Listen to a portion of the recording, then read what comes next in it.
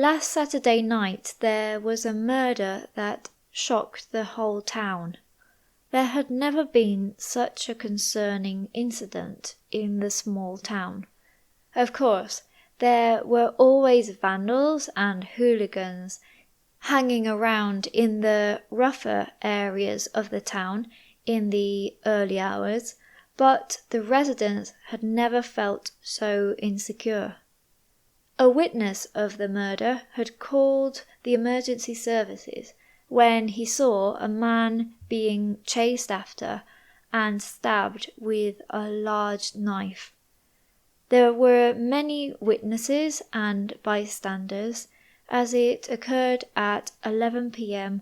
on Saturday night in the centre of the town, where youths normally go clubbing. Nobody had been arrested for the murder on Sunday. The police were still looking into it and questioning witnesses. They were asking anyone who had been in that area to come forward to give them more information. On Monday night, a man was arrested. He was the main suspect of the murder. They brought him into the police station for questioning. The local police had found him and handed him in to the police in charge of the case. The suspect had previously been charged with burglary. He had actually been imprisoned for a short time, but had broken out from prison. The police had been searching for him for 9 months. While he was being questioned, the officers took down his answers on their computers. They would need the details to determine whether he was innocent or guilty. The suspect was accompanied by his lawyer, who claimed that his client was innocent. In fact, his lawyer claimed he had an alibi. He was at home with his girlfriend on the night of the murder. The suspect said that he wouldn't take the blame for something he clearly didn't do. He stated that he was tired of being accused of crimes that he didn't commit. The officers, however, doubted that he was innocent. They had caught a glimpse of the man on CCTV. They had footage of him walking around the place of the crime. So they concluded that his alibi was definitely false. Weeks later, they were able to prove that he had been at that location at that time. They also found evidence at his home after they were issued a warrant to search his house. They found the knife used in the stabbing and forged documents that he had used to break out of prison.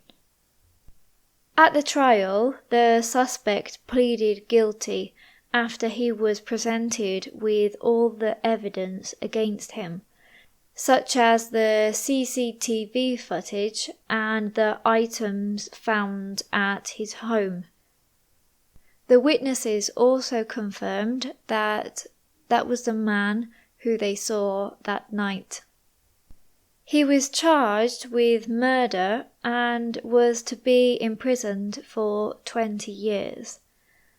The worst part about this murder was the fact that the victim was not known to the murderer.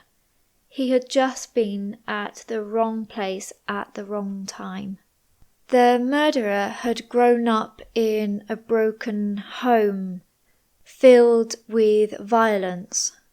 He began committing crimes in his teenage years.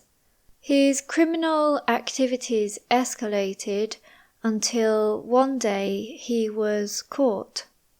Spending time behind bars made him feel even more resentment toward society. For months, he plotted his escape. He planned to use forged documents to break out from prison. But he had to wait until the time was right, until the opportunity presented itself. After his escape from prison, he found himself on the run. He became paranoid and believed that everybody who walked by him was an agent of the law spying on him and trying to take him back to prison.